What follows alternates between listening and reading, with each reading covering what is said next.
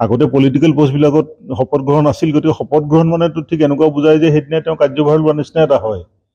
গতিকে মই সেইকাৰণে যিহেতু দেখিলোঁ, আৰু আচৰিত কথাটো এইটো যে যিদিনা গুৱাহাটী বিশ্ববিদ্যালয়ৰ নতুন উপাচাৰ্যৰ নাম ঘোষণা কৰা হৈছে 29 জুলাইত, সেই একেদিনাই 11 বজাতে মোকো মাতিছিলে ৰাজভৱনলৈ ফেলিচিটেট কৰিবৰ কাৰণে, 4টাৰ কাৰণে বিশেষকৈ।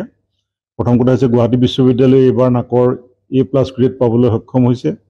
দ্বিতীয়তে আমি ISO 9001 1500 সেইটো আমি চাৰ্টিফিকেশ্যন পাইছোঁ। লগতে নেচাৰ ইণ্ডেক্সত আমাৰ পজিশ্যন 44।